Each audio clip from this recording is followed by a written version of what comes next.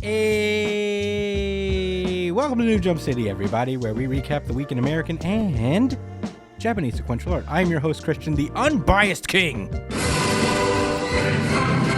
Espinal. And joining me through Discord, it is the man, the myth, the legend. It is the tank top sage. It's Joshua Gangsta Time Cole. It's called Partner, but it should be called Gangsta Time. What's good, everybody listening? Yeah. So look, check it out. We're in that nice little time of the season where the heat isn't blasting in the apartment and it's not hot outside, so it's like nice and cool. So I don't have to wear the tank top right now. Yeah. But trust me, once the weather drops below 50, some heaters is gonna go up to 1,000, and I'll be barbecuing in here all winter. Yeah, my room is not blistering cold right now, so that's very nice as well. It is just the two of us today. Brian could not make it, unfortunately. Prayers to the boy, but he'll be back next week. So it's just us, and we got a lot to talk about today. So let's not waste any time. Let's get into plugs. You can find me at the Chris Espinal on Twitter and Instagram. Joshua Cole, where can they find you? They can find me at JD Cole_37 on the grams of Insta. And at New Jump City Josh on Twitter. Get at me. Oh yeah, you can follow Brian at b.esp on Twitter and Instagram. He also has a Twitch channel, twitch.tv/itspunchline. Check him out on that. You can follow the show itself at New Jump City on Twitter and Instagram. Follow us on Twitter especially because we usually do a really good chapter of the week poll. I did not do it this week because I forgot. Yeah, Chris was delirious off of the Giants win in London.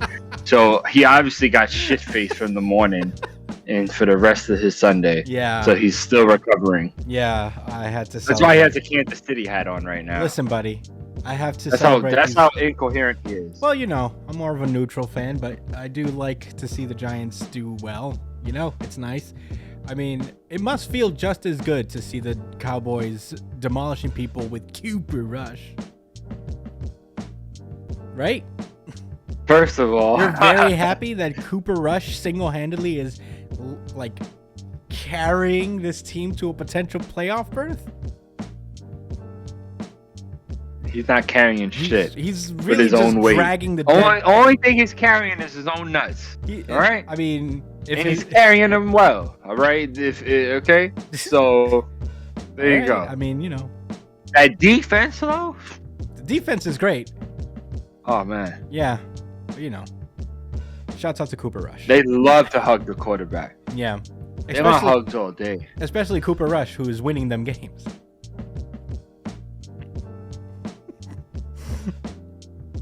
He's going to be your quarterback next year. No, he's not. I mean, Danny Dimes is doing great. He might be our franchise guy. You found your franchise guy too. Congratulations. No, stop it. Stop it. All right. That's we can move forward. Usually I do a weekly poll where you guys get to decide your favorite chapter, but I forgot this morning, so couldn't do it. It came out on Monday this week. I was running errands and shit. So next week I'll do it for sure. I promise, guys. So follow us on Twitter and Instagram and on TikTok. Why not? We're cool. We're part of the new gen. We're hip. You can email us at newjumpcitypod@gmail.com with any questions, suggestions, anything you guys want us to talk about. You can also comment under the video you're watching, whether you want to comment on the full version of the pod or the little highlight breakouts we make for you guys every week. Let us know what you guys think about the chapters, about everything that we're talking about the show in general. That would be nice. Some feedback would be cool. So comment away. You could also subscribe while you're at it. Give us a subscribe. Smash that subscribe button. Hit that notification bell so you never miss an upload. Like the show, share the show, do all the things. You know what to do. And if you prefer audio podcasts, you can check us out on iTunes, Spotify, wherever you listen to podcasts. We're on there. So that would be fun if you guys got into that. Leave us a 5-star review wherever you're listening. And yeah, that's it. That's all we got. Thanks so much for listening. Let's move onward with the show. One Piece. One. Ooh, one. in peace. This is One Piece chapter 1062, Adventure in the Land of Science.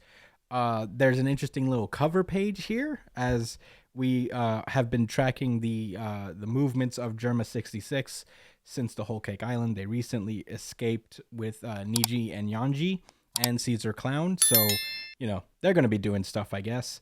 But this cover page is nothing but the entire town of island of Cacao Island in Big Mom's island, Whole Cake Island, completely frozen, it seems, and you know what that means. Aokiji's around somewhere, I think, which is very fascinating. Which means Blackbeard's around somewhere. Well, Blackbeard was just with the Amazon Lily, so maybe not. Mm-hmm. But yeah, probably not. Probably not. But it is interesting nonetheless. But last we left off with One Piece, it has been 2 weeks since we had it, so it's back. The Straw Hat crew has come into contact with Vegapunk, it seems, and this Vegapunk seemed to be a young woman in this giant robot mech, and has emerged. Luffy, along with Jewelry, Bonnie, Chopper, and Jinbei, have separated from the crew, being blown away by an eddy. So they have landed on Egghead, the island of Egghead itself, which is the headquarters of Dr. Vegapunk. But the remainder of the Straw Hats are still on the Sunny and have been rescued by this Vegapunk person. And, everybody's getting little reactions. Pretty much most of the crew is excited to see her. Frankie, taking direct influence from Vegapunk in his upgrades since the time skip and all of his work with the Sunny, is, always like, oh, shit, I'm a big fan. I respect your work. And, Sanji is simping as usual. Usopp is is still freaking out about the giant robot. Robin, I guess, states what we all thought at first, was just like, wait, I never heard that Vegapunk was a woman, and based on her appearance, it doesn't make sense. Why is she so young? Vegapunk should be old since he has a long history. Mad old. Yeah. And I might say, Robin, it's very sexist of you. Vegapunk can be a woman. But no, she's not. She's not the real Vegapunk in one sense. The Vegapunk responds that, of course, she's not the Stella, which is the main body. She introduces herself as Punk 02, Vegapunk Lilith, the evil. And and she's talking about how her research budgets are constantly stretched to the seams. So she's basically trying to rob the Straw Hats right now. And she calls them filthy pirates and she's robbing them. Yeah. That's crazy. She's literally plundering. Yeah. And Nami's just like, wait, if you're just going to scoop us up out of the sea, follow through and save us. And she's like, I did not come to save you. I came to rob you. And turns out she summons some backup here. There are the the reindeer. Yeah, we see the sea beast weapons emerge from the water. And they're like, yo, sea beast weapons, they're incredible. And Usopp is now not as enthused to see this, obviously.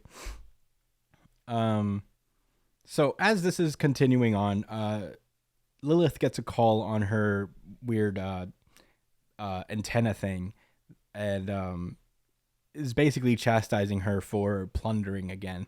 It's like, have you no pride as a scientist? And there's Lilith is just like, they're gonna surrender anyway. I got my sea beasts here. They got nothing going on. And it is funny. Whoever's on the other line at this point is basically like, you've underestimated them. That's Pirate Hunter Zoro worth 1.1 billion berries. And the reason that he's calmly hanging back is that he knows he can slaughter you from that range. Slaughter. And you are within range. Yeah, and the same goes for Demon Child behind him, Nico Robin. Yeah. So is that her alter ego? Yeah, no, that's her nickname in the Warner poster. That's what I mean. Like Cat Burglar. Yeah, like Cat Burglar, Pirate Hunter. She's Demon Child. Pretty dope. Pretty Pretty cool. Edge. Quite edge. I'm trying to find. But anyway. And she notes that, like, well, Frankie and Sanji aren't really stressed out either, so they're not worried about you. And Zoro pipes up and he's just like, hey, Vegapunk, we've got some demands and you're going to listen. Got that? Yo, shit got real fun in a moment. Yeah. Unfortunately for her. But then we get a little view of Punk 01, who is Dr. Vegapunk Shaka the Good.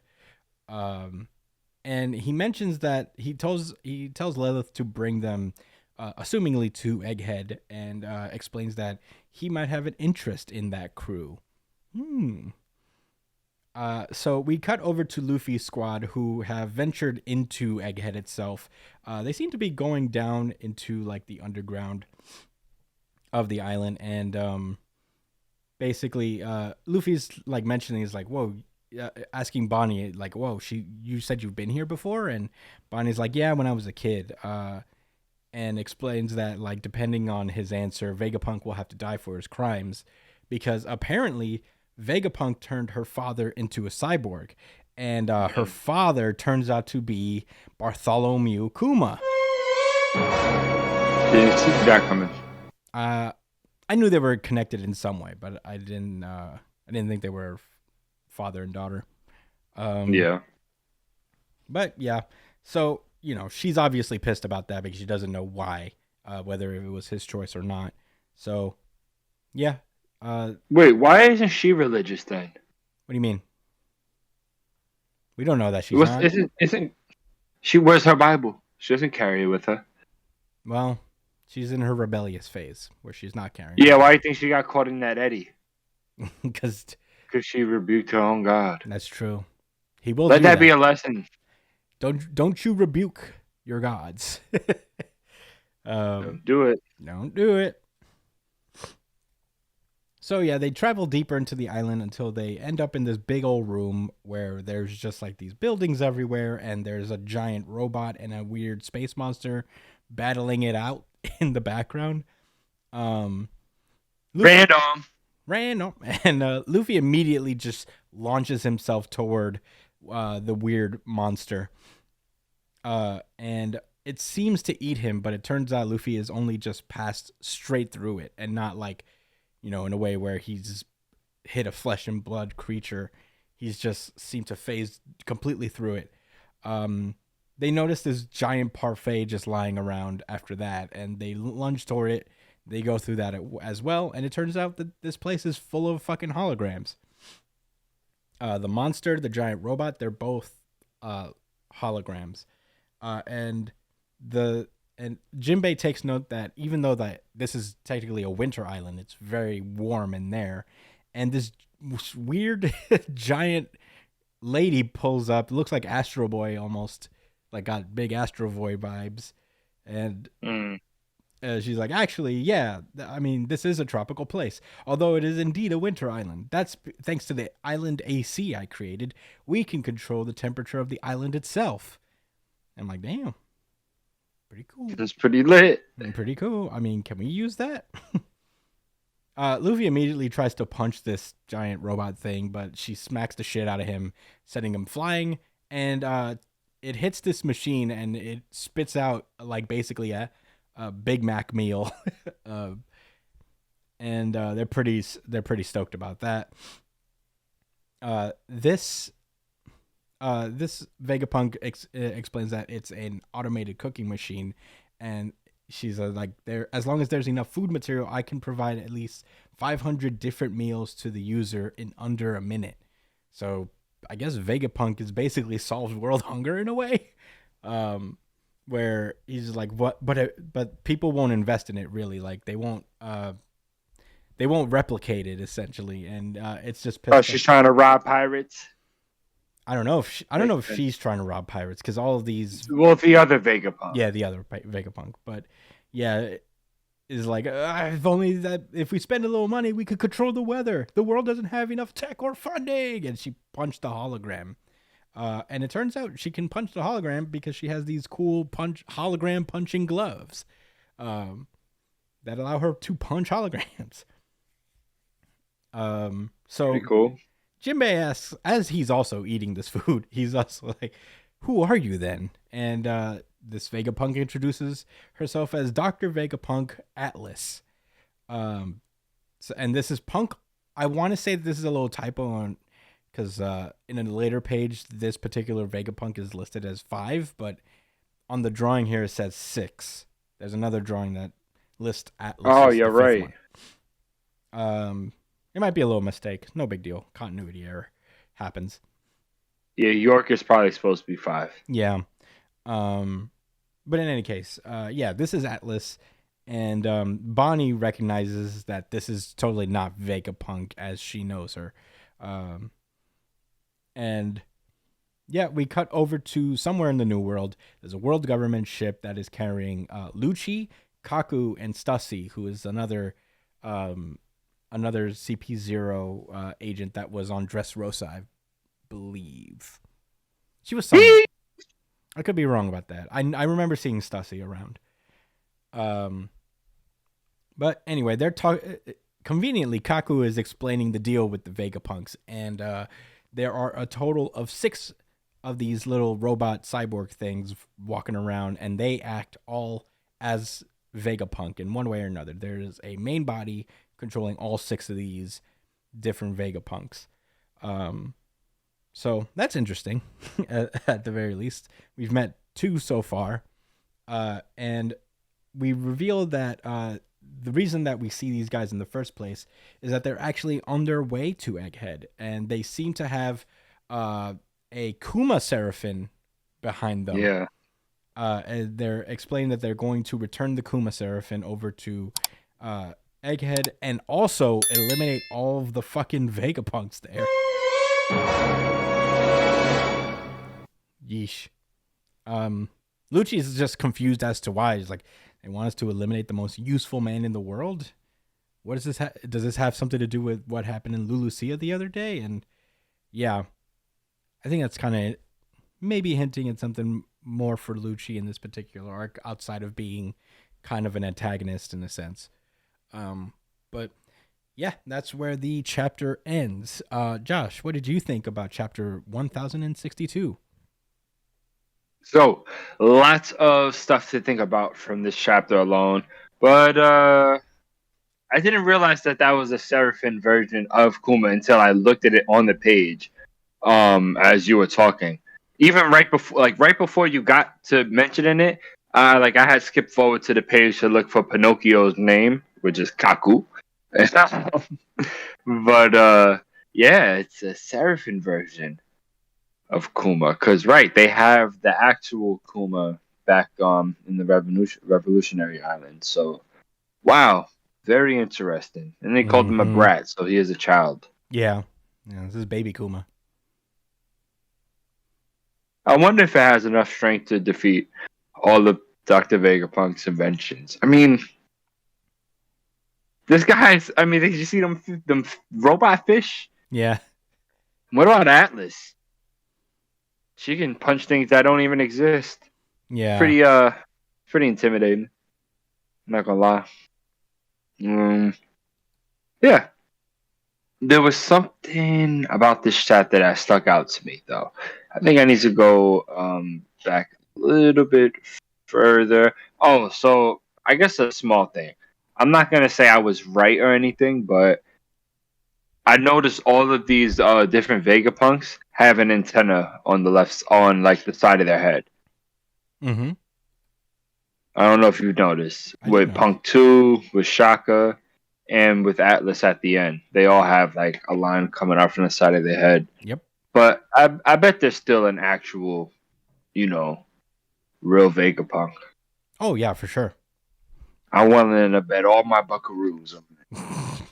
And I say that because that's not real currency. Yeah, well, Lilith explains that there is a Stella that the main body they refer to as the Stella. So the real Vegapunk is somewhere, just probably hooked up to some machine controlling all of them at once. What is the Stella reference? What is that even? What is the Stella? I don't know. Is that? Yeah. The Stella is what they call the main body. But What they do, but is that like a commonplace I have term, or no did you idea. learn that from this chapter? I learned that from this chapter. She says Oh, the okay. Stella. She says that she's No, I not know. the Stella. I wasn't really. Yeah, you're right. They did say that. I just wasn't sure if they meant there was an actual real flesh body, Yeah. but there was like a boss consciousness in one of their bodies, Mm-hmm. perhaps. Yeah. Anyway, I'm excited. I didn't think about Lucci possibly having some type of dissent towards the world government. I mean, he moved up in the ranks after getting his ass beat. So I don't know. I don't see him turning tail. Kaku is mad strong. Yeah, of course. You know that, right? Yeah, because he's a Like giraffe. without a doubt. Wait, isn't that the zebra guy? Giraffe. That is the giraffe guy, right? Yeah. Oh my god. I forgot. I knew there was something weird about his nose. And giraffes don't have those kind of nose. He just has that nose. No, yeah, that was before. That was before he ate his fruit. He had that nose. He was born with that nose. Oh man, where's Kumadori? I know the rest of the CP9 members are not there. It's just them. We don't know what happened to the other CP9 members. Is Stussy the soap fruit lady? No, Stussy is not the soap fruit lady. Okay. That's Khalifa. Bro, she was pretty strong. Don't need any more of that. Hey, Kaku and Khalifa both got their powers on the same day they fought the Straw Hats. They're probably way stronger now. Oh, true. Wow, that's one of the rare times they give villains a caveat. Mm-hmm. Would have been stronger if. Yeah, I mean, well, anyway, there's a reason that Kaku is the only other one from that group that moved up, probably. Yeah, he did fight against Zoro, so he's like technically the second hand man. And yeah, they're gonna. I wonder if they're gonna run into the Straw Hats while they're there at the island. Oh yeah, I have a feeling they're gonna miss them. You think? Mm-hmm. That'd be interesting. If they missed them completely. I think. I mean, they're certainly being built up as protagonists because they're aiming for Vegapunk, and Luffy and the gang are familiarizing themselves with them. But I don't know. I think they're gonna learn of stuff, maybe upgrade their ship or do something with technology or learn some type of information, and then they're gonna head out, and then they're gonna arrive after the fact, and we're gonna be, it's gonna kind of be up in the air of what actually happened to Vegapunk. Yeah, I can't imagine they won't be there for a while because Vegapunk harbors a lot of information about lore. He knows a lot of. Apparently he knows the true nature behind behind devil fruits. I feel like we'll get an explanation about that. He knows a whole ton, and I think there's something to be said about Vegapunk being of interest to them to protect in some way or form. I wouldn't be surprised. Yeah, that's fair. Yeah, he's yeah, but I guess are those all your thoughts or? Yeah, pretty much. All right. Well, I suppose I'll get into mine. I really like this chapter. I feel like it was kind of, where we're in One Piece in this phase where they just get to the island and we're familiarizing ourselves with the surroundings, essentially. There's just a lot of things that will be built up for, I think, later down in the arc. I'm not sure how long this arc was going to last, and I actually don't know what to expect from this arc as a whole. I think it's definitely not what we expected. We thought we'd be in Elbaf by now, but yeah, I think this is going to be an important arc in terms of lore more than any action or any kind of stuff like that. So I think that'll be interesting in general. And honestly, that's what I've been looking for. Is nobody does a lore dump like Oda, so I'm very excited for what's to come here. But yeah, the stuff with Lucci and the other guys, I didn't see coming either. Mostly because these guys are kind of like, looming henchman level, but it's good to see Lucci come back and seemingly be kind of like a big old antagonist in this one. He's certainly got beef with Luffy. There's certainly a round 2 to be had in some sense. So I'm excited in that form. Excited to meet the other Vegapunks, all that stuff. I don't really have much else to say about this. I'm just interested to see where this is going and meeting the other Vegapunks and how they all like contribute to the story overall. Because they seem to, although be the same person, have wills and personalities of their own. I'm thinking. Hey, did you notice the names? Lilith, Atlas, Shaka. Are they gods? Nah, but look at the names. But look at what they have terms over them, like evil, the good, thinker, violence, Atlas, greed. The two I'm most curious about is greed and the thinker. Yeah. Yeah, I think Atlas is supposed, like, you know, that little inconsistency there. I think Atlas is supposed to be, because if she's supposed to be 6, then I think like it's. You think she's greed? Yeah, because she talks about funding and getting all the money and like I don't know. I could be wrong about that. I don't think she's well, she can be violence, I guess. She did just punch that robot because she was upset. Yeah. Yeah. Yeah, she did, and she also punched Luffy immediately, pretty much. So maybe she is the violence. But yeah, I mean, hey, wisdom and thinker, those run along the same lines. I wonder what makes them different. What does Shaka mean? Shaka is good. Lilith is evil. Oh, duh. Good, evil, thinker, wisdom, violence, and greed. It's interesting. Right, wisdom and thinker. Wisdom could be someone that collects knowledge. For sure. I just think thinker is maybe someone more creative, like inventive. Yeah, but they all invent. Like wisdom's more of like a chronicler, like a historian or something like that. Yeah. Or a teacher. Yeah. I mean, maybe I would say that like all of these guys are responsible for the different inventions in One Piece. Like I would think that maybe violence is the person who created, say, the Seraphim, say it. Obviously, the Seraphim, the machines that transform devil fruit like weapons into devil fruits, stuff like that. Which one in particular? Which one do you want? You got fucking both of them. Yeah, the 2 of them that we've met so far. There's 2. Elephant sword. Yeah, elephant sword and dog gun. Dog gun. Mm-hmm. Dashant gun, to be specific. That's all the ones we met. Gun ate the dog fruit. Whoa. Yeah, a gun ate the dog fruit and a sword ate the elephant fruit.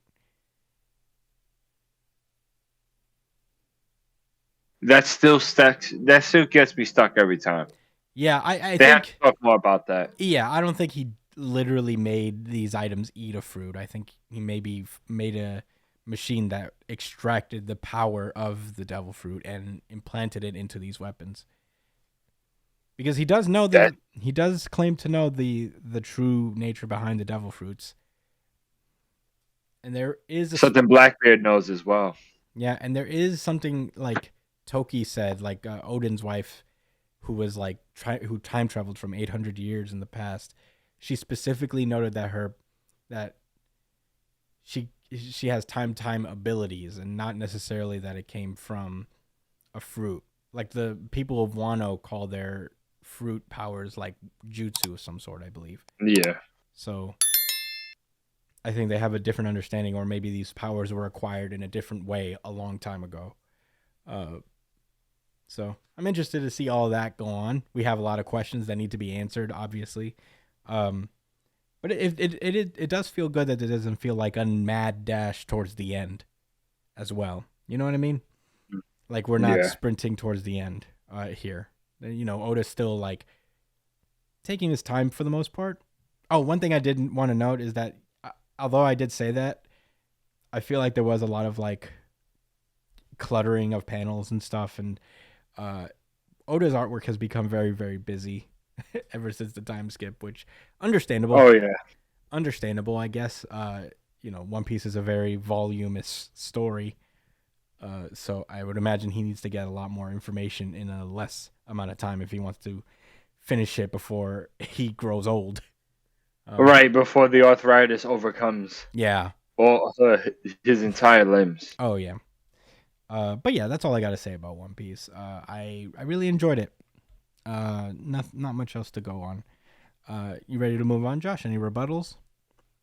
Nah, no rebuttals. All right, let's move onward. My Hero Academia. Oh, if only Brian was well. Well, this is My Hero Academia, chapter 369, A Chain of Events Across the Ages. Last we left off, Deku has arrived and has revealed the second user for One For All's quirk, which is Overdrive or Gear Shift or something like that. And it allows him to basically slow down or speed up the movements of any object that he touches, from what I understand. And we open this chapter with a flashback of sorts where we see the death actually of the second One For All user, as he's being basically held up by One For All, who seems to be crying. And I think that's an interesting note. Yeah. I think there was something here, like maybe this was a friend of his that betrayed him, and he's like, I gotta do you. But yeah, we see this moment where he makes his last-ditch effort to take out One For All, but One For All stops it. And there's this monologue where All For One talks about how his quirk was way weaker in the past, and it only worked on smaller object, so he was like never more than a lackluster pea shooter. But now his power seems to have increased like fucking tenfold. And not only that, All For One seems to be able to see the visages of the other One For All users, as Deku is beating the brakes off of him. It is. Do you remember how they were saying Sam Darnold was seeing ghosts when he's with the Jets? Yeah. All For One is He's seeing ghosts. He's quite literally seeing ghosts. Mm-hmm. Of all of the people he's killed personally, to be honest. So just I see dead people. Oh shit! Why? That's why I think my theory still stands that he did die already, All For and One? that all of this is just like his purgatory, him going through something to learn like a lesson in life. Well, he did like take over a body, so I think he's still technically alive. No? No, this is him in the afterlife. He's going through the stages of death right now. Like, Oh, it's like a mini arc within the arc. I see. You know what I'm saying? He died last shot. Like these thoughts, him. That's why he's crying right now. He does. That's why it's so weird. It's like, what's the word I'm looking for? Abstract. Yeah. I mean, I think they explain it that it's more that One For All and All For One are melding together more as the battle continues. That sounds like some existential going through death type of shit to me. I mean, probably. Hey, I don't know how this shit works.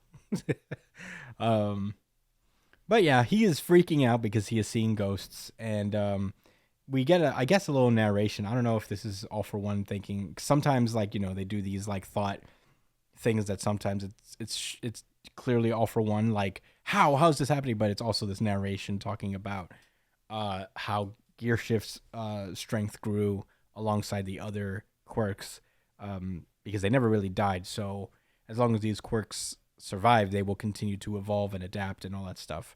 So that's why Gear Smash is a lot more strong these days,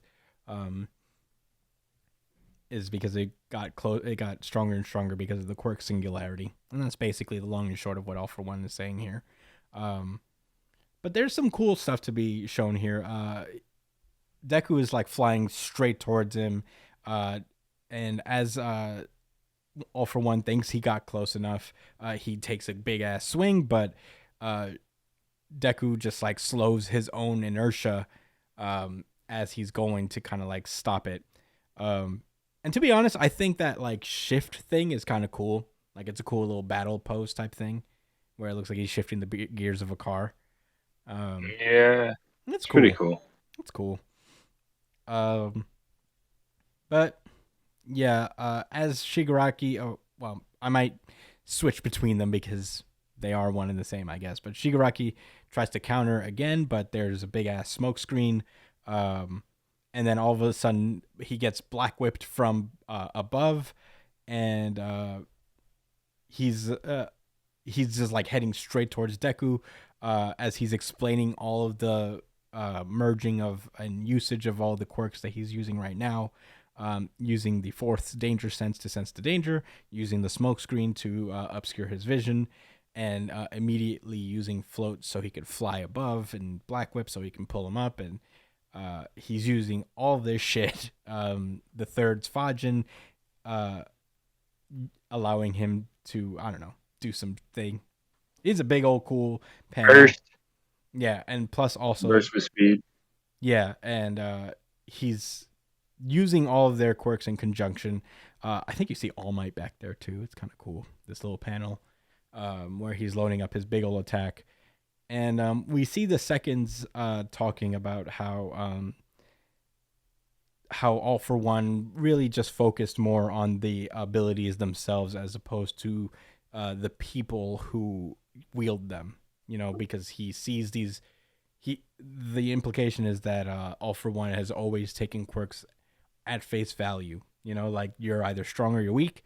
There's like a binary in that way, and it doesn't matter who the person behind it is a weak power is a weak power.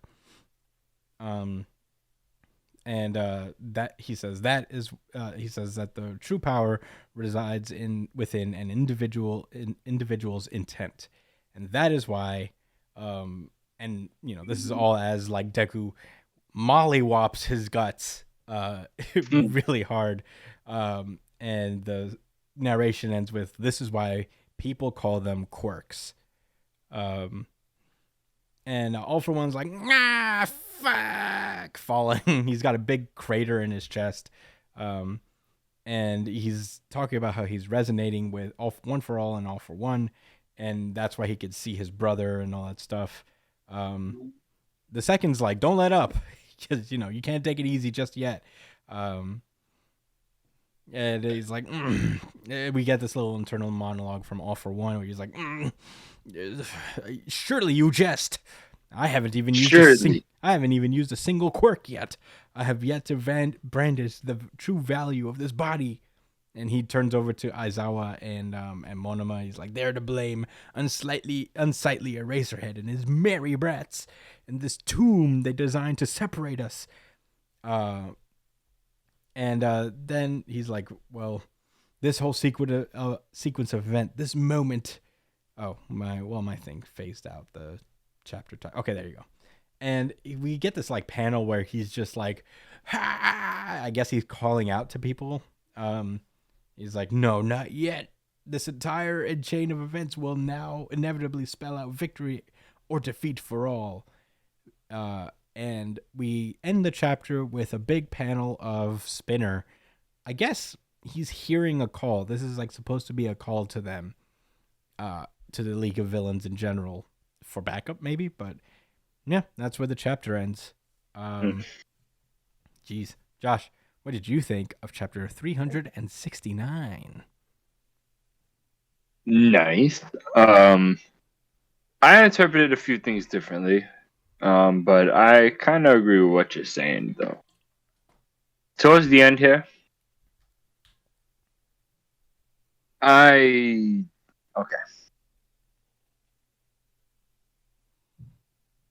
I think it's really interesting how he's starting to just now realize, like, and scan the battlefield, like, okay, what's the issue? We're divided. These people are not letting me use my quirks. It's, you know what I'm saying? That's the issue. And then you see him, like, screaming with these stars out.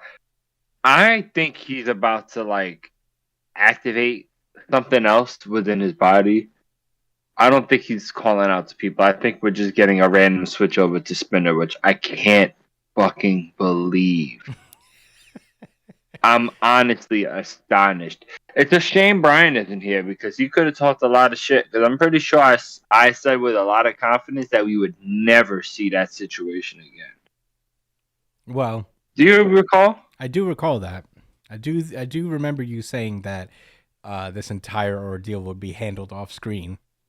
Yeah, I did say that, and I was wrong. I'll take that. That's fine. Well, we don't know but that. this looks like Bakugo's attack. You think? The stars.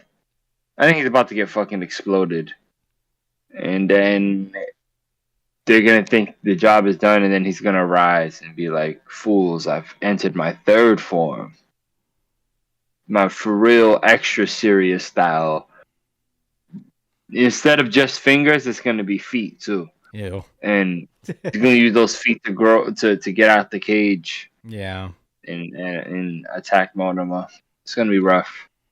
Midoriya is gonna need Bakugo's help to die again, to sacrifice himself once All for One gained access to his quirks. Yeah. So I don't think it's gonna exactly happen that way, but I do think that this is Bakugo's attack. I'm going for that. That's a pretty bold theory there. Why does Spinner look like this? I think All for One mentioned that he gave Spinner an extra quirk. So Should I reserve my judgment? Because I'm not feeling this right now. I don't like what they did to my boy. I'm reserving my judgment. You could do what you want. I'm reserving. I'm also like, all right, this is weird. But I guess His neck looks like corn. His neck does look like butter. Buttery corn neck. Nice. All right. Any more thoughts? Nah. Maybe I did. Well, let me hear your thoughts. Perhaps I have some rebuttals. Yeah, I thought this chapter was pretty cool. I did ask for, hey, I hope we get a little bit more of Deku, doing, somewhat strategical stuff, mixing quirks and using them in conjunction with each other. And I got a little bit of that. That one page where he's like got all of them kind of combined. It's pretty rad, I would say. Pretty cool. Not mad at that at all. There's a lot of great art here. Deku's going off. I respect it. Man, sometimes with these flashbacks, these little like pieces of lore we get, I mean, at this point, it's like, bro, just tell us what happened in all these. Like, can we do a big flashback of the past of My Hero? You keep like showing us this kind of cool shit, or at least like somewhat interesting stuff, and I'm like, why can't we just get a whole fun flashback thing about All for One and stuff? And we'll probably get that still, but the series isn't over for another probably 3 weeks maybe. So I would say that maybe there's still time for it, but I'm if they got time for Spinner, they probably got time for that. No, Spinner supersedes all. Oh. But yeah, I thought this was a cool chapter. I mean, I don't think it's over by a mile. I think there's still a lot that still needs to happen. A lot of the League of Villains are still up and about, and we may not get extended looks at what's going on in all these battles, but I can't imagine that they won't be addressed in one way or another. The stuff with Spinner, I mean, I'm still going with, I think he's just calling them, but I don't know, because I feel like Spinner is looking off to the side because he hears it. He hears something. So I don't know. Yeah, I wouldn't be surprised. Yeah. Great chapter though. Solid chapter. I'm here for it. I don't really have many other thoughts outside of that as well. Pretty cool chapter overall. Obviously, Bakugo is going to come back too. I agree with that. He's going to have to do Midoriya is technically a reality warper now. Oh yeah, they say that. They mentioned that the scope of all these powers have expanded to such a level that they can warp the very laws governing reality. So pretty cool. But yeah, any rebuttals? Anything to say to that? I mean, this is gonna be a short recap. It's a lot of fucking action, cool action, very well drawn, as per usual from Horikoshi. It's a little bit of a lore tease, but you know, I would like to see a little bit more about it. Why is he crying? My theory is that the second user for One for All used to be a friend of his that turned coat. Yeah. So He does have a kind of like badass look to him that makes you think maybe he used to be a villain. Oh. Yeah, that's what I was thinking. He used to be a villain. He crossed over to the good side. Like Bakugo.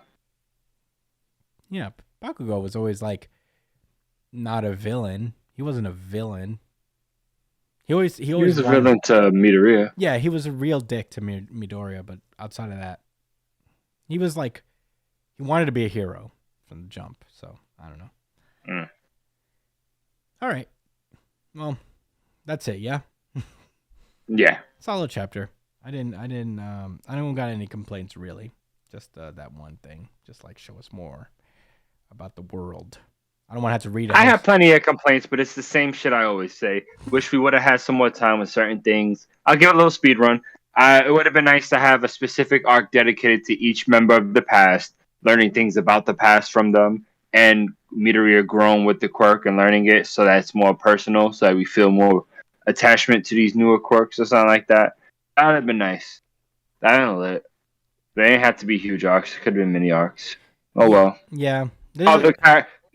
Each character from each character's past could have had other characters featuring in it for whatever reason. That would have been perfect. That would have been nice. Yeah. I think that post-war arc was like the big drop in the ball there. Because I think if we stayed in that world for a little longer, it was a cool world, you know, to be in, like this post-apocalyptic type thing. It would have opened there was a lot of opportunity for characters to be fleshed out and, you know, for us to like have these battles and, you know, this like little mini battle still raging on. Like you said, Josh, like that would have been a good opportunity that like we could have really stayed with Deku and kind of like watched him convene with these other One for All users. You know, I don't know. That's my big thing is that like that was the big opportunity that would have probably learning different perspectives from different heroes from his past and their generations. Mm-hmm. You know what I'm saying? Comparing it to now, how can we synthesize views? You know what I'm saying? The good ideas from the past to create something better in the future. Yeah, I mean, you know. Yeah, I really wish we could have spent more time in that, for lack of a better term, I guess, like Dirty Deku era. I think that was like an interesting one that could have been way better if they really like stayed with it for a little while longer, you know? Like a lot of good character development on multiple characters could have been a thing on that. But you know, we've said this before. But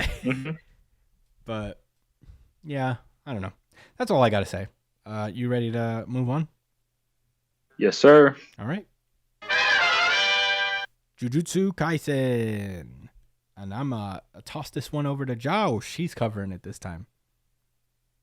What's good, everybody? We got Jujutsu Kaisen, chapter 200. Direct Talks, part 1. Ooh, we switched the format. Mm-hmm. Nice. Pretty sick. In the previous chapter, the fight between Maki and Naoya, the cursed spirit, finally wrapped up, and we also got introduced to Angel, who is I don't remember if we was quite sure whether Angel is the human being, or Angel refers to the cursed spirit that resides inside of said human being. I think it's the latter. I think it's what you mentioned. Right. Angel is the spirit that resides within. Well, they get introduced to both of them when it's the names. I'm trying to be better with names. He has a girly name. Oh, Megumi. Shadow guy. Megumi, thank you, man. Yeah. We were introduced to Angel as Megumi waked up in a rando hotel room where he found Itadori and Akaba, the comedian I was introduced a couple arcs ago. And they learned that they can basically achieve all the goals they want in this Tokyo colony game. However, they need to eliminate someone known as the Disgraced One, which Sukuna lets Itadori know within his mind that that's him. All right, so we open the chapter with Sukuna saying that again. I'm the Disgraced One. No other context, nothing else. Yeah, just that. As Itadori snaps right back to the hotel with everyone, and they're like, "You good? You just spaced out." And then Itadori, this is actually pretty clever in my opinion. He starts to act like he's sick, and he kind of moves like over, like out of sight of. He says her name later on. Kurusu. Kurusu is the human that houses the cursed spirit angel. Okay, Kurusu. Let me write that down for reference. Yeah, or Hana. I believe the angel refers to her as Hana. Oh, okay, Hana. Okay, so we can see Itadori kind of moves out of the side of Hana, but so that Megumi can see him, and he starts basically trying to play charades with letting Megumi find out, the information he just learned. And it's crazy because Megumi's really trying hard, because I would have had no fucking idea what he was trying to say. How did that mean disgraced? Like, I guess Megumi's like thinking of context clues, like what else could he be talking about but something else. He says, we get a little bit of his thought process. He talks like, I don't get it. Was he trying to say, but he moved there so he doesn't want Kurusu to know, Kurusu or the angel. And it triggers to him, and he gets it just off of that. And then he looks at Itadori slicking his hair back, which I guess is the universal sign for evil. Told you this series takes after Bleach. That's true. Told you. I mean, Sukuna is Itadori with his hair slicked back, so that's true. Oh, that is the case. Yeah, if you look at Sukuna, he has his hair kind of slicked back. Well, still, because of Aizen. Mm-hmm. Yeah, of course. I mean, right. Right. So Megumi starts talking about how we need the angel's help to undo, Gojo Seal, and they gotta kill Sukuna. Like how, like shit. Like how are we gonna go? Like how are we gonna get about go about handling this? Megumi's like trapped in thought, but they come to a interesting, I guess, conclusion. I'll get into it. Basically, they get to the point where like Megumi's coming to terms with the fact that Itadori is definitely willing to just off himself in a situation. Mm-hmm. So let me explain. He's trying to think like, okay, like Itadori figured it out. Like Megumi figured out what he was trying to say, and he's like, all right, like, why did he tell me to keep quiet?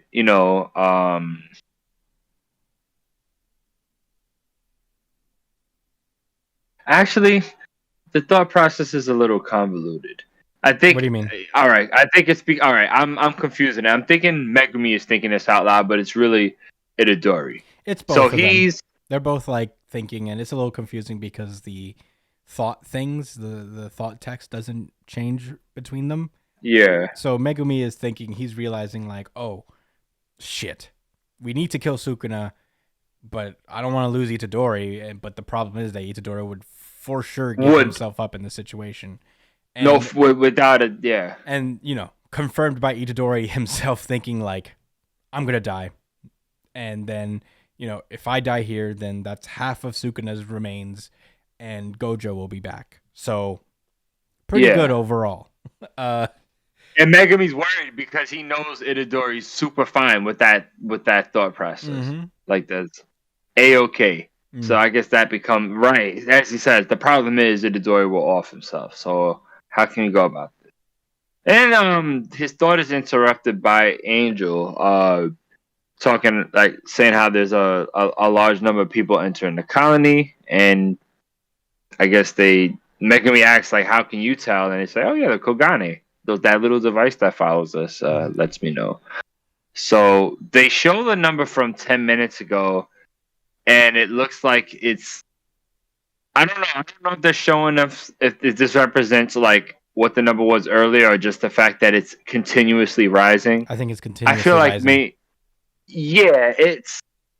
But why not just show the box right now instead of show that it's still going up at the Because moment? people are still I think coming in. maybe Like okay. they refreshed to like 10 minutes ago, and then I guess the history is like just like the number is coming up since 10 minutes ago. Yeah. Oh, yeah. Good point. Good point. Maybe that's what happened. And we don't really get any. We don't.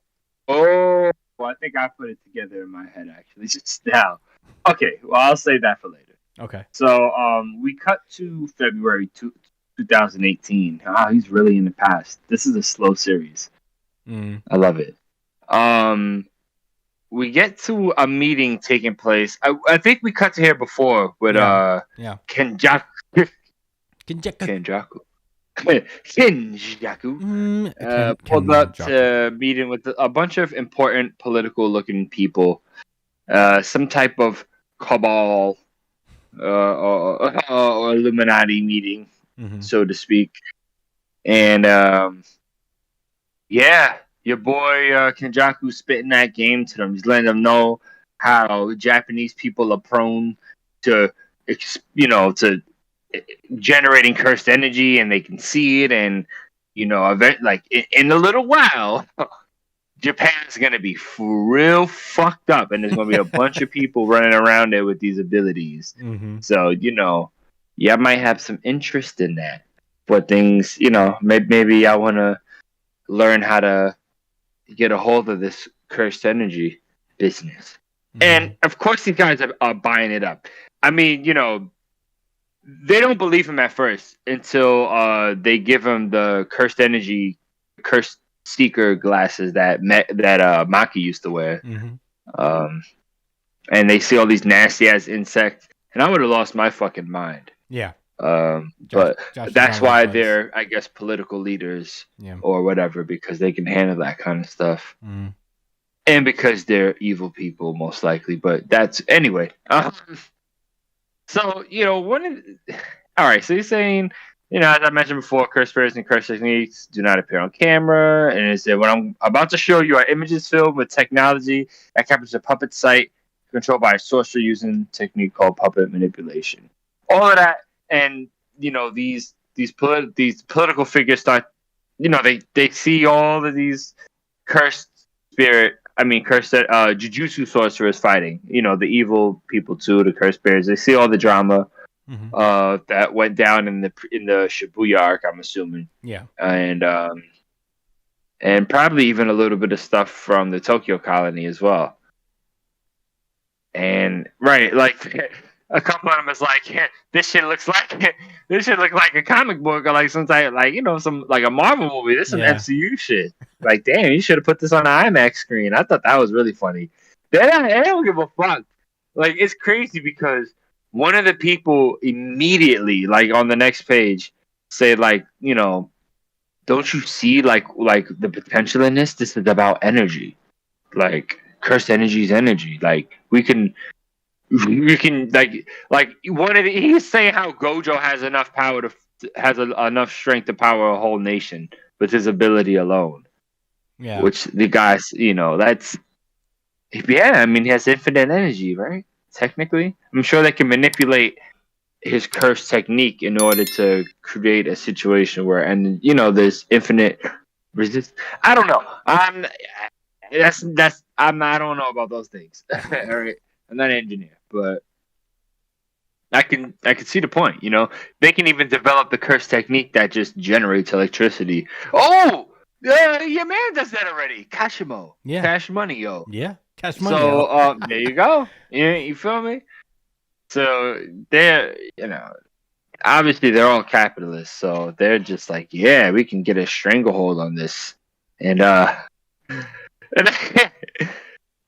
And he's like, okay, so that's when Kenjaku starts letting them know, like, all right, check this out. In November, right? Tokyo is gonna be gone. Mm. Right? It's gonna be it's a veritable lawless interzone where sorcerers engage in a ritual. I don't remember exactly what the ritual is. This is gonna be a lot of death and violence, right? Mm-hmm. He says, "What will you do, Mr. President?"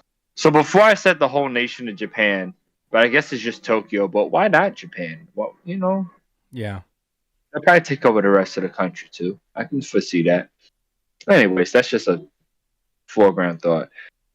So right, so after he says, like, what are you gonna do, Mr. President?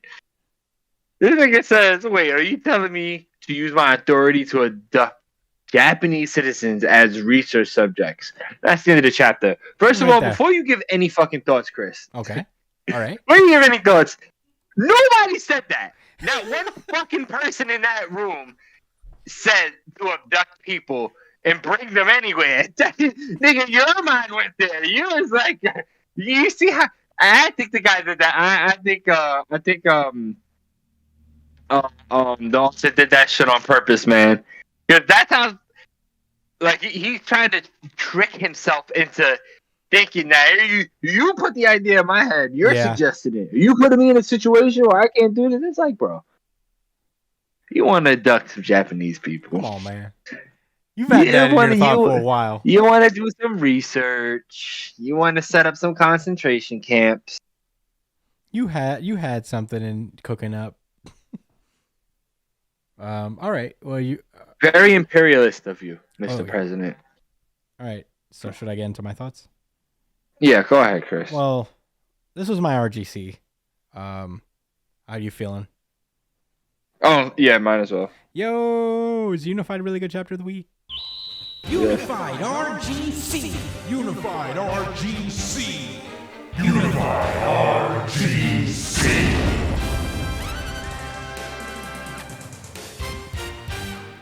Yeah, pretty cool overall. Very great chapter. We left off with the last chapter leaving off, and not much else coming from Sukuna himself, and the rest of the characters just kind of like realizing how in a bind they are. It is pretty interesting, and I'm very excited to see if they get around this at all. I believe that what's going on with Kenjaku is a flashback of sorts, because Shibuya arc took place in October, I believe, or sometime in the fall. So I would think that Kenjaku went out and talked to these folks a long time ago, and this is just them. And this is just me. It's mostly because like I'm somewhat unfamiliar with the timeline of Jujutsu Kaisen, because on my terms, I haven't been paying attention to the months and all that stuff, even though like they do specify whenever they do a time shift of some sort. So I'm pretty positive that what's going on with Kenjaku is a flashback. I agree. But, and I actually did. I have an idea why. That's definitely the truth. Yeah. Should I say it? Why not? Okay. Remember when they talked about the numbers of people going up? Uh-huh. I think that was a bunch of American troops trying to abduct Japanese people, enter the colony.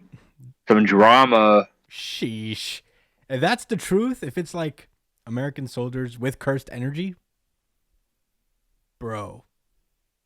Oh man, that would be pretty crazy. Yeah, I think. Imagine they all had scars on their head. I would be surprised, because that's kind of like a piece of his brain in them. That would be crazy, but I would doubt that that's possible. Maybe though. I mean, why not? I think call it a curse technique. That makes it possible, right? Yeah. I mean, this is just like Kenjaku's playing a bigger game here. It's not mostly like he doesn't give a shit what the governments do, really. It's more about generating as much cursed energy as possible, and now he's just taking it on a global scale.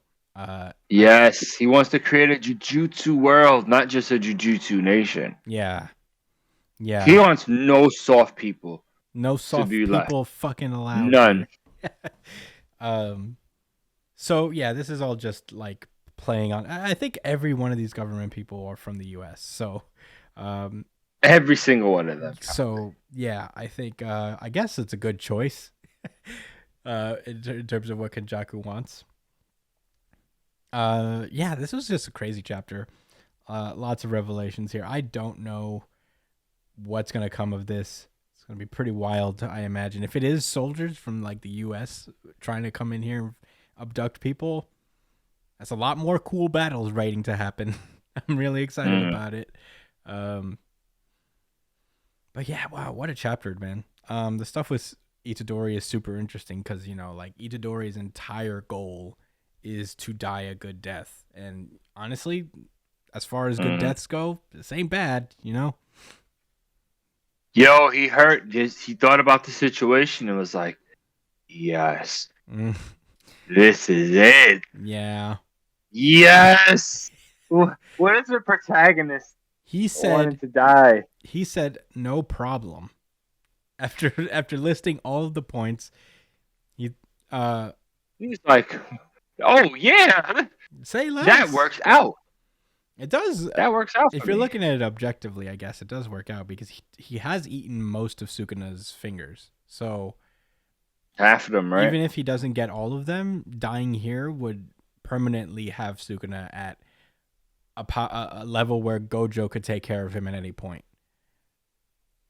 You know, because at this point Gojo is still probably stronger than him. So even if someone harnesses the power of Sukuna in the future, what are they gonna do? They only have like what 7 fingers left or something. Yeah. Yeah. He has 20 so fingers smart. in total. So he said he has over half. So he has. Didn't they mention he ate like 15 at this point? I don't know, man. It's been so out of. They went from eating one at a time, and then he had a whole bunch at one point. For some reason. I don't know what happened. Someone forced him to eat a bunch of them at one point. I think it was during the Shibuya arc, but I could be wrong about that. Yeah, maybe that's what turned him into Sukuna. Mm-hmm. In the first place. Yeah, I'm gonna look up real fast how many has he eaten. But yeah, very cool. I'm very excited to for what comes of Jujutsu Kaisen and coming up. Josh, what did you think about this chapter? Well, I already said it was my RGC, but things got really interesting when they brought it when they brought politics into it. Because this a lot of series feel like that where it feels super contained to just Japan, and you're just like, wow, wouldn't the rest of the world like be thinking this shit is crazy? And yeah, that's exactly what he's doing in the right way, unlike other series that we cover that I won't name for certain.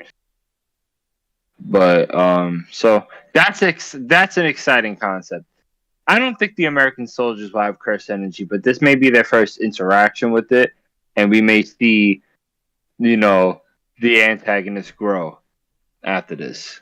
It's like they may fight, and then maybe the next time they come across other global nations, they will have experiments with curse energy and made it something like more horrific or more efficient, but also more horrific. Yeah. There's a lot of potential there. Just to confirm real fast, he has eaten 15 fingers at this point. Wow. Out of 20? Mm-hmm. Wow, the series is almost done. I mean, the series is not done when Sukuna dies. I think the series is more done when Kenjaku's gone. I guess. Because Kenjaku's the active antagonist here. I don't know. Yeah. That's a good point. Yeah. Otherwise, nothing else really stood out to me too much.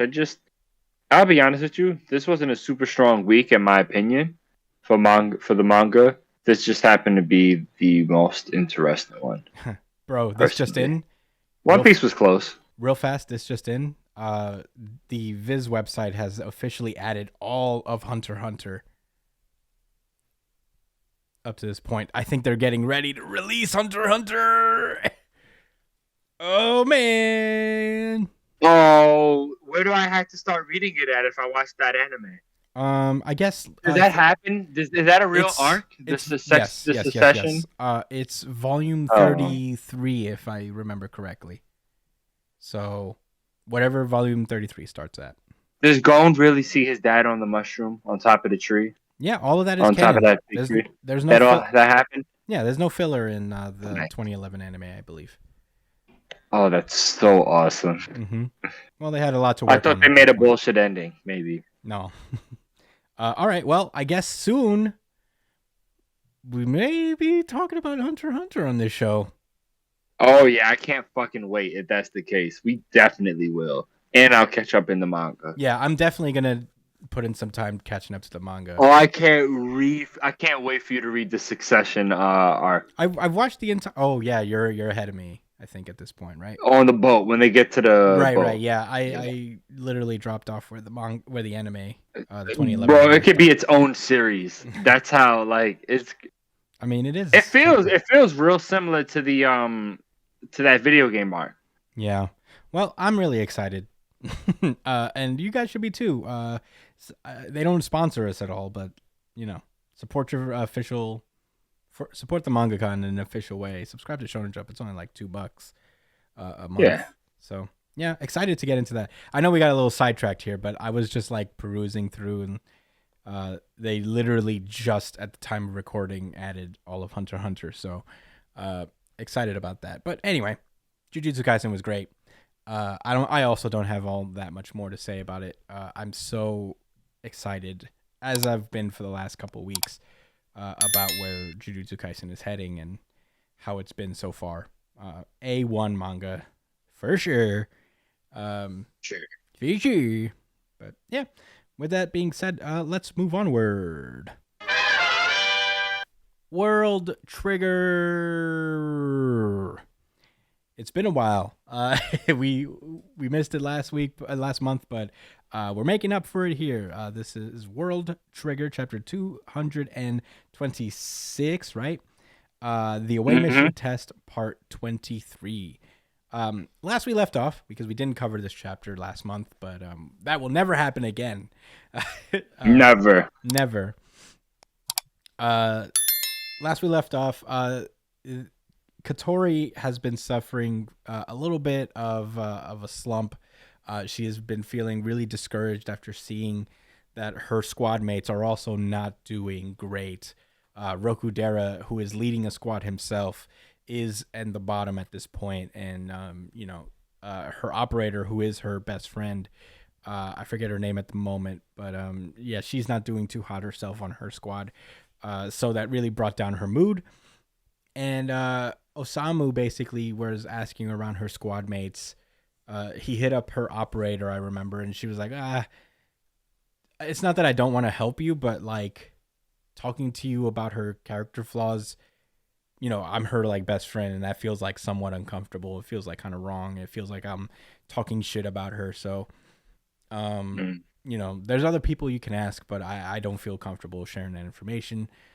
She hits up her other squad mate, and he mentions her blocks and all that stuff, and I think he mentioned something about giving Katori something to fight, a low goal to shoot for, and he gives the information that apparently Katori has a crush on Kyosuke, who is on Tamakoma 1. So she's just like, Kyosuke. What is it with the "ske" at the end of the name? Yeah, I guess it's a thing. I don't know. I don't know. What is it with the "ske"?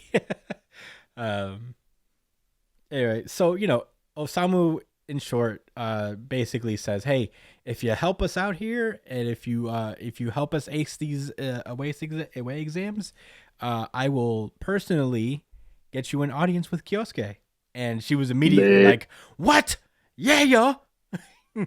So, yes, sir. And she just she immediately is enthusiastic again. And we open this chapter with her basically getting down to business. It's like, all right, so let's iron out these details. Like, how good do I gotta perform? What are the conditions? Like, do I gotta get a certain amount of points? Do I have to reach a certain rank in the battle sims. What do I gotta do? Give me a benchmark. I need that. Um, and Sua basically is just like, fine. How about Mikumo's got to make the away mission? And yeah, there's nothing the rest of us can do to talk to Kyosuke. So he's the one who's closest to us closest to him out of all of us. So it's between you and him. And yeah, she's basically like, all right, but you'd better keep your freaking promise. So that's nice.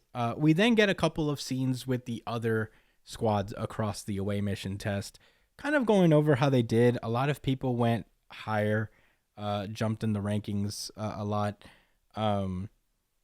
We have this one moment with Taichi, who was like feeling down on himself because he didn't feel like he was really contributing all that much. And Inukai really made him feel down about it and just like pointing out his insecurities and stuff. And Kage was like, sticking up for him and stuff. But this time, because he really aced the special assignment, that he failed last time, so it really helped his crew in general. So Murakami squad has also done way better, thanks to Hiyami's idea. I forget what that idea was. I remember their idea being like somewhat interesting, but it's been like 2 months.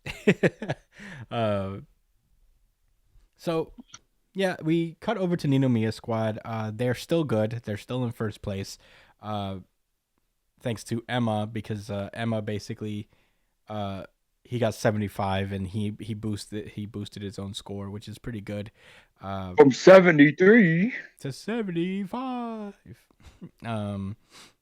So yeah, and we get a little moment where Ninomiya is like, he turns over to Chika and he's like, you also did better than yesterday. Keep that up. And Chika's kind of surprised. She's like, whoa, a compliment from Ninomiya. Cute little moment, I guess. We then cut over to Utagawa squad, who, is congratulating the kid. I'm blanking on his name, but I know this kid. He's on Kakizaki squad. But yeah, he's, they're congratulating him because he did pretty good on the special assignment. And we cut over to Urashima and Yuma, who are washing dishes and stuff. And he's asking like, you were texting the other day. Who were you texting? And Urashima didn't really spill the beans, but he's like, maybe you were giving your squad mates advice? He's like, no, what do you care anyway? And obviously Yuma can tell that he's lying, so that's nice. Right. I feel like this little budding relationship here is going to be important later. Like, we may not see the depth of, their friendship, but I feel like Yuma's going to be in a place to, like, stick up for him later. Like, I feel like there'll be people who will doubt his intentions or whatever. But Yuma is like, he's actually kind of a nice guy once you get to know him. What's the deal with this guy again with the long hair? Urashima's a new character. We haven't really spent a lot of time with him. Was he the money guy? Yeah, he was the money guy. Oh. Yeah, for those who don't know, what we're referring to is that time. Oh man, my bad. He's referring to that time in the rank wars that but before these away missions began, where they were talking about compensation for participating in the rank wars. So yeah, that's him. Anyway, back in Sua squad, they're talking about how these skills, like the skills of these individual squads, basically determine the actions, I guess. So the reason that so many squads have jumped up before is that everybody's basically gotten to a point where they can face off with each other's best formations against each other. And a lot of people benefited from that. So this time, Katori says that, like, well, we can already predict their moves well enough because they always go for Osamu, because he's kind of like weak he's the weakest of us. And they're like, all right, so maybe we should defend Mikumo a little better. And Suwa takes this in, like, yeah, I get what you're saying. And he turns over to Mikumo to see what he's been thinking, because he's tasked Osamu with, like, thinking of ideas of ways Thinking. to cheese the game. And Osamu's like, well, I feel like we're really lacking is data. And they're like, why? But we have like a bunch of data. He's like, no, I think we have this is all we have, but I think we should ask around and see what everybody else has absorbed from this. So the first person they called is Kodera. And Suwa is basically like, hey, Osamu's light rival. You can't tell me otherwise. They're gonna become rivals eventually. what do you mean? They're both the same character, man. No, they're not. Just one's a protagonist and the other isn't. Kodera is an A-rank sniper. Exactly, but like personality. Look at them, man. They're damn near the same. It's the same mannerisms, the same temperament. You're just saying You know, that because both they smart have glasses. guys. You're just saying that because of the glasses. Oh shit, maybe I am. That's No, very... even their expressions, man. I'm Mm. telling you, that's Osa. That's Mikumo's rival. Okay.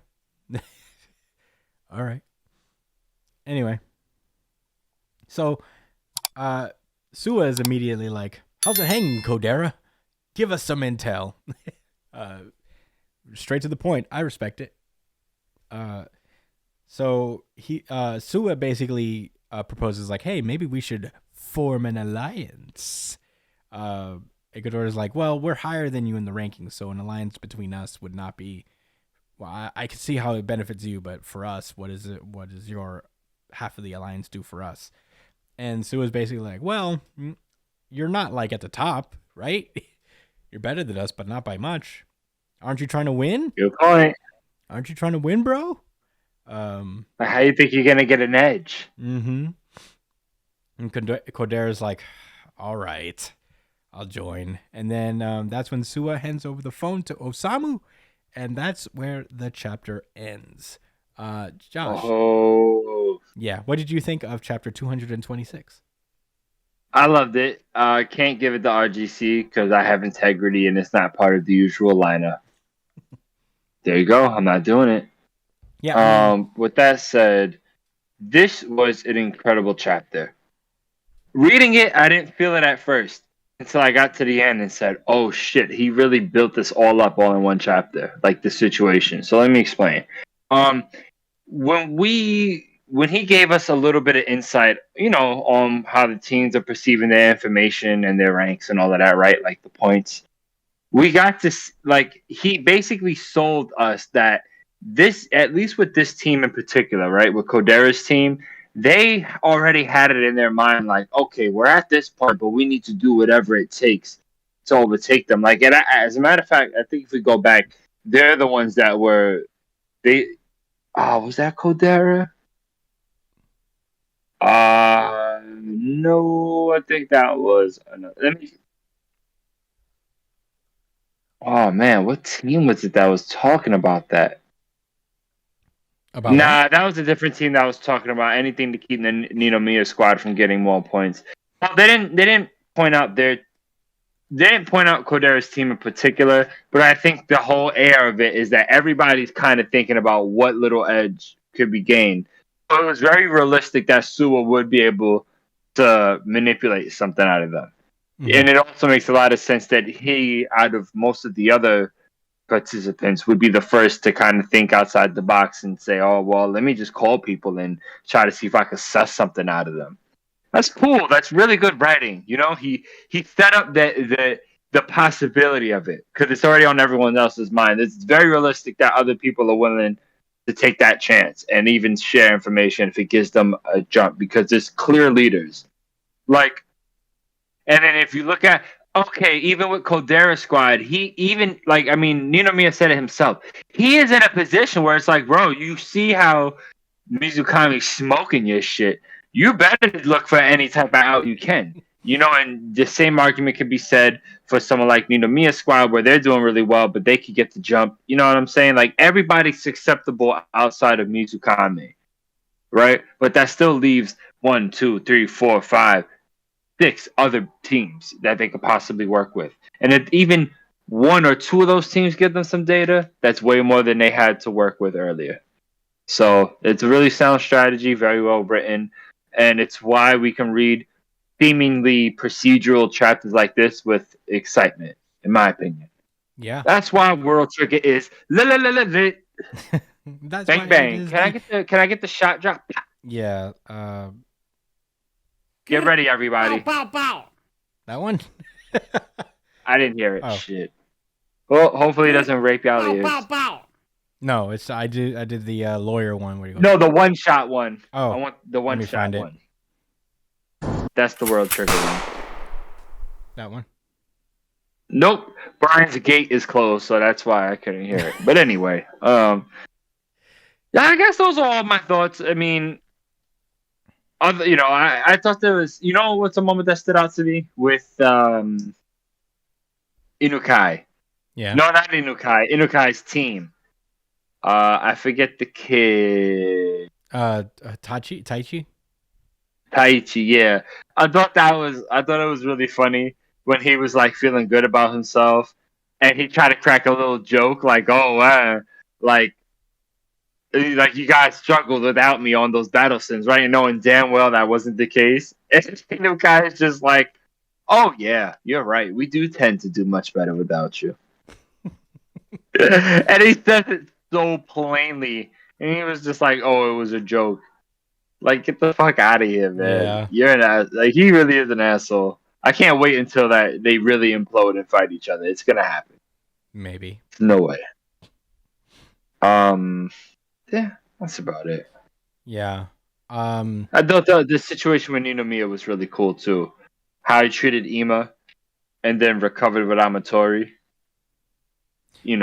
I like that. Asuma is clearly, showing Ninomiya, like he's softly showing him like different leadership styles and ways he can go about talking to his teammates. Mm-hmm. I like it. Asuma's not like the way he said it, like that's how he includes Ninomiya, and Ninomiya is smart enough to understand that, like, okay, I see what he's trying to do, but Asuma's slick. He's not ordering Ninomiya to do anything. He's just making him more aware. That's a good way of teaching. There's many different ways of teaching, and subtlety is one of the harder ones to do. Asuma is one of my favorite characters. Oh yeah, I love Asuma. We don't even see him that much. That's just crazy. Yeah. The first sniper. The first sniper. So fucking cool. Yeah.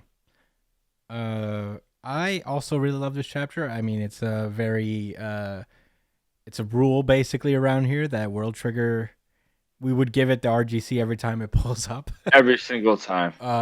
So we tend to disqualify it from getting an RGC unless it's very undeniably better than everything else. I mean, all rules is off once there's a rank war or some type of there will regular be a war. There will be a real battle simulation going. So yeah, and then it's time. Gonna be quiet for the rest of the series. Yeah. A lot of series are gonna take a couple L's, but it'd be that way. We gotta give World Trigger its flowers when we can. But that being said, I think Josh, you said everything I wanted to say. There's a lot going on here in terms of. I mean, I'll take it. I don't want to. I'm trying to think. One thing that's I think is interesting is that they're all given these phones, to communicate with each other. And Osamu was. I mean, there have been other squads that have reached out to each other in the past, but Osamu is the other one to think like, no, we should really be using these to form alliances and like really start to have a bridge of intel between squads. So good on him for that. It's very Osamu to like kind of think outside the box in that regard.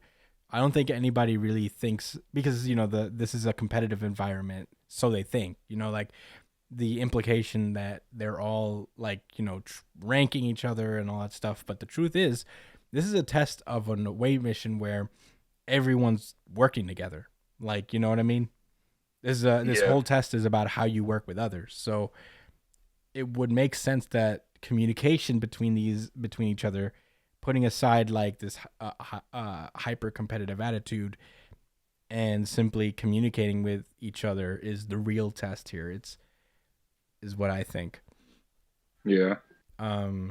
So I think that's the only interesting thing that I have to really offer here outside of the thing I mentioned with Yuma and Urashima. I think that's gonna pay off a little bit down the road. Something tells me Urashima is gonna find his way onto this away mission somehow. So I'm just excited, man. There's a lot to love with World Trigger. I don't really have much else to say that you haven't already said. So I think I'm good to move on if you are. Yeah, we love World Trigger. Can't wait. These next 26 days are going to be rough. Oh, yeah, definitely, man. I can't believe it. This is a monthly series, man. Shit, indeed. Yeah. Well, all right. With that being said, let's move onward. Black Clover. This is Black Clover chapter 340 and opening. We get this cool little color page to celebrate. Apparently, there's a Black Clover movie coming out. So good for Tabata. We open this chapter where we last left off. Asta has decided to learn the ways of Zetan, which is basically the magic of the Land of the Sun. And we saw that he already has kind of an affinity for it. He's been chopping bamboo sticks left and right that are made of the Yoryuku. Yoryuku. That's a hard word to say, to be honest. But it's Ryuku. Yoryoku. I think it's Yoryoku. I could be wrong though. Yoku. That's from Yu-Gi-Oh! And he's like, "Yo, move!" Yo, but I said, "Yo, move!" All right. Dude, Yu-Gi-Oh! Was lit. So, yeah, basically, Asta's got the basics down. By the time we open this chapter, he's chopped multiple bamboo shoots, and now they're like, "Well, it's time for you to move up to sparring." And he is sparring with Ichika, who is again the Yami, the sister of Yami. So in order to do that, he just like does Devil Union mode with Lieb, and he's like, "It's time for me to get serious." And Ichika's like, "You call that getting serious? This may be training, but this is real combat. If you don't take it seriously, I'm telling you, you'll die." And she just smacks Asta around for pretty much this entire chapter. Just like that, she's become stronger than most of the devils. Oh yeah, already. Right? This is... Yeah. Kicks Asta directly into the sky, is just beating the fuck out of him, and that's... And he pulls out his swords to fight her with, by the way. Yeah. And she's fighting him with bare hands. Yeah. Let's all remember, Asta has beaten devils without help. Mm-hmm. Maybe not Lucifero and this new light mage, but I mean Soul Devil guy. Anyway, she's really fucking strong, bro. Yeah. She's the final boss of the series, actually. Yeah. The boss, the Shogun guy, is basically like, anti-magic's tough. She has a hard time hitting you when you're concentrating, but every once in a while your attention lapses, and that's when she gets you. And he mentions that goes for Lucius too, because he's as strong as they come, so don't face him head on. Find that teeny little opening, line up your biggest attack. And we see this as Ichika is just approaching him with her sword, and she lets on an attack, and it basically cuts the entirety of the bamboo forest clean in half. And Asta blocks that, thank God, but she manages to open up his stance and kick the flying fuck out of his guts, sending him flying outward. And Asta is still standing. He's out of his Union Devil mode. Ichika's a little surprised by that. He's like, "I'm not done yet." And she just basically finishes him off by slapping the shit out of his head, knocking him out for the battle. And the chapter ends with them like, wow, you beat him, but hey, you took the full force of your attack. Only a few people in the country can do that. The kid's got a little promise, huh? And that's where the chapter ends. Josh, what did you think of chapter 340 of Black Clover? I thought this was a quick ass chapter, but it did get to the point. You heard what I was saying earlier. Everyone heard that was listening. I was a little irritated that she's just this incredibly powerful. It would have been different if it was just that, oh, like the skill she has is up to that point where it can rival certain strengths, but like in an actual fight, Asta would overwhelm because of all of the experience he has and all the different situations and the Devil Union. But no, she's just this gangster, and quite frankly, if they don't bring her and the rest of the six or whoever fucking almighty powerful people of this land of the sun, they better go with him to fight Lucifero. They better go help out the captains while they're losing. Like this shit is the Sasuke retrieval arc. That's how I feel. Cause she's strong. What? What?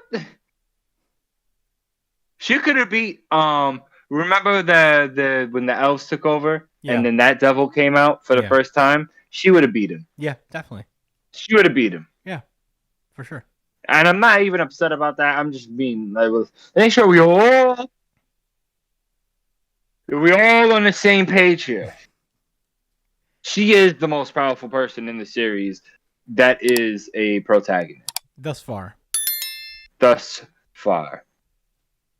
She is stronger than Asta. Yeah. You must accept that. I do. I'm talking to those that are listening. But yeah, I'm glad you do know, Chris. I'm glad you accept it. Yeah. I'm not being sarcastic or facetious. I'm dead-eye serious. I ain't mad. At least she's cool. I mean, she's a hyper tsundere, but she's not a regular tsundere. Yeah. Yeah. And she's karate chopping bamboo. I think that's pretty lit, honestly. Yeah. Okay, so that's all I really have to say. Yeah, I mean, this is just like a standard shonen training arc a little bit. Ichika is strong and probably the strongest protagonist we've seen so far. In Black Clover thus far. So far, but that's like, by design. There's probably like other people because she's part of a squad. There's like 7 other people that can do the same thing she can. So, I don't know. Allegedly.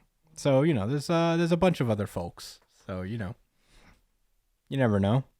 I really like this chapter. It is kind of like, just power scaling in a way. Like Josh said, it is just showing that, the power that Asta's trying to learn here is very different, and it is something he's going to have to master in order to give him an edge on Lucius going forward.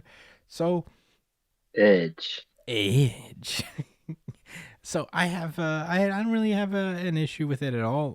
Ichika's probably going to be overtaken by Asta at some point because, he does more push-ups than anybody on the planet. Way more. And pull-ups and sit-ups. Maybe crunches as well. So, it is what it is. He's doing a training arc, and I appreciate it. I love training arcs, so this is gonna go well. I don't have much else to say. It is like a big old action chapter, but it is cool to see. Although she is like a character that we've seen a billion times, also in this series alone, Ichika's a cool character. Yeah. Yeah. But that's all I gotta say about Black Clover this week. I thought it was a solid chapter. So did I. Anyway, ready to move on? Was this the audience? Oh, we didn't do one this week, unfortunately. I failed. Shame. Apologies. Next week, you guys can vote Black Clover to win again. So, hold your horses. All right, let's move on then. Undead Unluck. This is Undead Unluck, chapter 130, and I'm going to pass this over to Josh because you said you wanted to do Undead. Oh yeah. Okay. I wasn't ready actually. I don't know why. I was just ready to listen. Okay, so we have Undead Unluck chapter number 130. It's for your own good. I actually remember when this hit chapter 100. That was quite a while ago, but within this year. 30 weeks ago to be exact. Well, it took a break. Yes, yeah. Well, it took like a break, like maybe 2 or 3 times. Give or take a couple weeks. I don't think, because I feel like this guy doesn't take breaks unless like it's a jump overall break. Right. him and Actually, you're Tabata. probably right. Like when him and Tabata are working, they're working. Like Tabata just came back from a hiatus, but before that, he came out. They came out every week. These guys. Yeah, they stay busy. Yeah, but That's without a doubt. Mhm. Anyway, anyways, in the previous chapter of Undead Unluck, the Negators all tried their might to stand up against the Sun God, but it wasn't enough. He was tearing them apart. Up until Victor decided to arrive on the scene after explaining to Andy that he must help Juiz until she dies, which he really wants to see, by the way. yeah, It was kind of weird and confusing, but I get it. That was his goal. He wanted her to die romantically. It was a romantic gesture. yeah, Yeah. yeah. Right? So, he just was like, please, Andy, let me die out on that battlefield with her as we face off against Sun. He was like, shit, all right, I'm gonna see Fuko on the other side anyway. Mm. Peace. Peace. All right, so Victor took over, and then the lunar god Luna bestowed them with the 3 super awesome ancient artifacts. Actually, they had a name. They have 2 of the 3. Divine, huh? They have 2 of the 3. They don't have all 3. Yeah, they were bestowed with 2 out of the 3 of the ancient web. I don't think they were bestowed. They had them. They had it previously, Yes, right? Yes, they did have it. Yeah, I got that confused. Yeah, the soul sword and the Aegis shield. As a matter of fact, I don't think it's called the soul sword, but It's it the could rebellion sword. be. Thanks. No problem. Oh yeah, she says okay. Right. And Juiz was charging up her attack with all the pain of billions of years to attack God. And that's where we open up the chapter. With her doing that. She'll imbue the rage and torment of 455.4 billion years, which, by the way, I listened to the podcast from last week, a few days ago, and while we were trying to figure out how much billions are, we didn't do a good job of explaining the scope. I'm also not going to do that right now, because I didn't go out of my way to bring up any details. It's just an unfathomably long time. That's all we need to really understand. So that's how much rage he's going to use. And that should be enough to take down a god in theory. In theory. I guess, we're going to find out in these pages. But as Victor watches Juiz jump up to slash down God himself, he thinks back to better days, so to speak, when he first built Juiz this huge fucking armor set. She looks like unbreakable. Yeah. Just as a knight instead of a Bushido armor man, whatever that Japanese style of armor was. It was cool. I liked it. Did you peep Victor's apron? Yeah, Undead X Unjust. I just noticed that now. That's so hilarious. That's mad cute. He loved her. Yeah. He loved the shit out of Juiz. Makes her this big ass suit of armor because he's like, look, like, keep yourself safe. I'm the only one that has to fight. I mean, I can't die, so it's all good. Like, let me handle it. I'll figure it all out.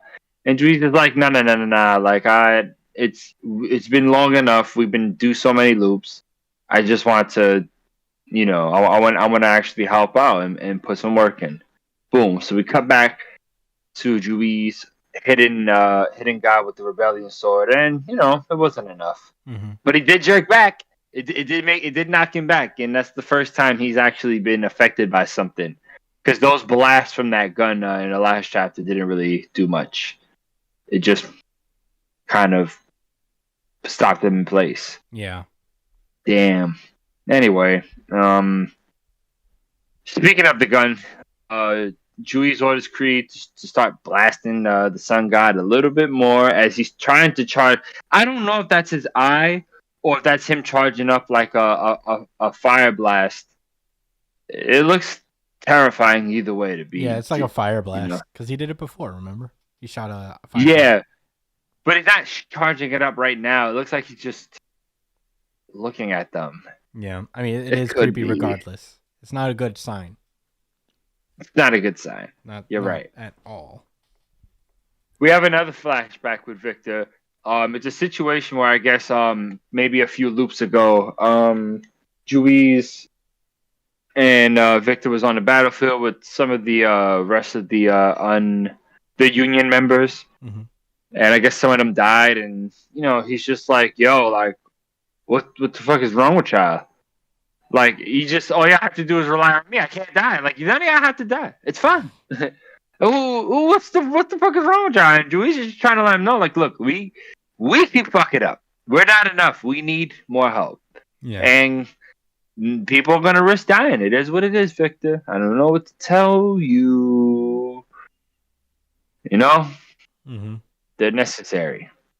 And obviously Victor didn't get it because he turned into a whole bad guy after the fact. But I think he's starting to get it now. I think he's starting to understand that a little bit now. Mm-hmm. So he's snapped out of the flashback by Juiz, like telling him to cover him. Like, cover me, please, Victor. And he's just like, oh, shit, I never thought I'd hear those words. Mm-hmm. And, damn, right after that, she thrust the Rebellion sword. the rebellion sword into God's head. Jeez, that's pretty vicious, and that's pretty cool. And she's getting fucking bombarded with the galaxy gun a few towns away. He's getting attacked, man. They're giving him everything they can as the time goes down further and further. And Juiz is telling him, like, look, isn't this amazing? How I put together this squad. We looking like the dream. We looking like the fucking dream team, man. We looking like the USA. And oh wait, with LeBron and Kobe and them. They was wild in that year, yo. There was. You see that documentary? There was no stopping them. There's no. Yeah. I take it you see the documentary. The Redeem Team, I mean. Yeah. No, I didn't see the documentary, but I remember following it in real life. I didn't. I remember watching some of those games. Mm. Oh man, they tore everybody up. I bet it was not, and they didn't relax either, because I guess they had lost, from when they had lost the year before. Mm-hmm. Anyway, so all right, Juiz tells Victor that she put together a great ass team. But Victor's thinking to himself, I know it's for your own good that you die and that you just forget about me so that you can finally live happily. And we get interrupted by Juiz saying, oh, just 3 more minutes, just a little longer, if you, and then she says, if you will allow me such a chance, then in the next loop, you and I could once again have sex. But she couldn't say that because she died. She did. Have sex with me in a relationship and stuff. Maybe get married. But nope. I was interrupted by the rebellion sword taking the last of her energy and rage out of her body. Everybody reacts because they all feel her death through the key, through their negation key. Yeah, their power of friendship. And yeah, that's what I'm going with. And right, of course, Fuko is weeping. Yeah, she realized she died. She wept. And yep. Victor thinks to himself, it was supposed to be for your own good. So what is this feeling of sadness and rage? And we get a pretty... why don't you pick a word, Chris? What word would you use to describe how Victor looks, as he says, enrage? Jeffrey Dahmer-esque? Yeah, he's Jeffrey Dahmer-esque. But I don't know if Jeffrey Dahmer ever showed this much emotion. He was always just like... Oh, that's the point. They're like, yeah. They don't really have emotion. Mm. Wait, really? He looks pretty pissed here. No, not Victor. I'm talking about serial killers and stuff. They don't have the same emotions as us. That's why they do that. Yeah. They're missing that empathy and relating. Crazy stuff. Yeah. Now Yeah. at the end of the chapter, Victor is probably going to turn himself into a blood bomb and kill the sun god.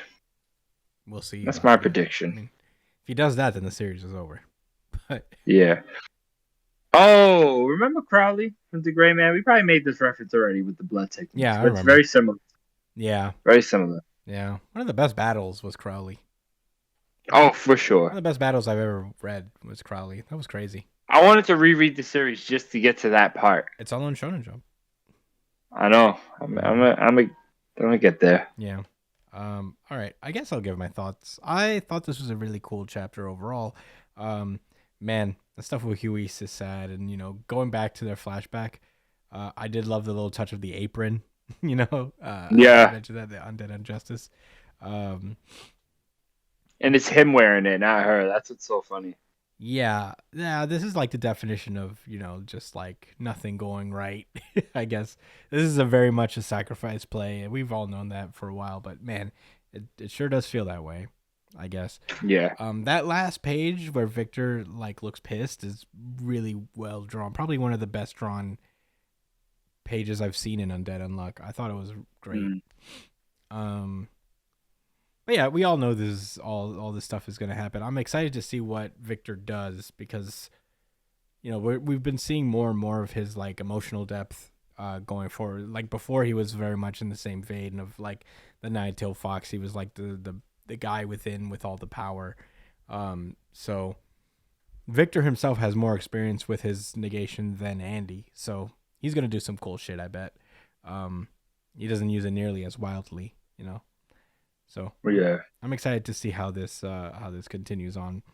But yeah. Those are really my only thoughts, actually. I mean, not to interject while you're talking, but you don't even have to ask me.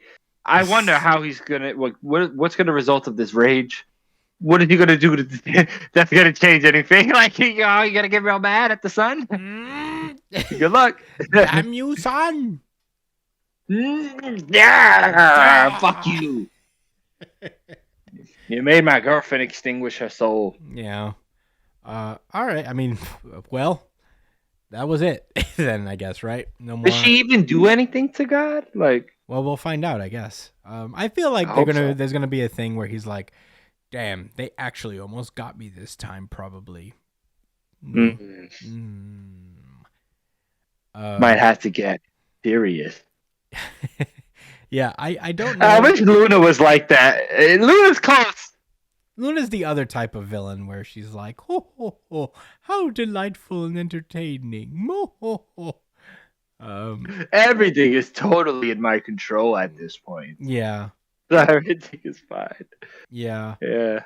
That was Undead Unluck, though, guys. Yeah. Nothing. Well, there was some stuff to talk about, but I thought it was interesting and fun, and excited to see. I don't even know what it's gonna be like post jump. You know what I mean? Like post loop. Like is it just gonna start over? How long is it gonna go? It's gonna be weird. I'm interested to see how it's executed overall. But yep, that was Undead Unluck, and that was our show. Thank you guys so much for listening. As per usual, you could find me at the Chris Espinal on Twitter and Instagram, Josh at JDCole_37 on Instagram, at NYC, at New Jump City Josh on Twitter. Follow Brian at B9ESP on Twitter and Instagram. He has a Twitch channel at twitch.tv/It's Punchline. Check him out on there. He plays video games there sometimes. The show itself, you can follow at New Jump City on Twitter and Instagram. Email us at newjumpcitypod@gmail.com with any questions, suggestions, anything you guys want us to talk about on the show. Check us out on that. Comment, like, share, subscribe the podcast on YouTube. Please do. We've been getting a couple comments here and there, and that's been very fun. So check us out on that. You can subscribe to us on iTunes, Spotify, wherever you listen to podcasts as well. If you prefer audio podcasts, the audio version of the podcast usually goes up first.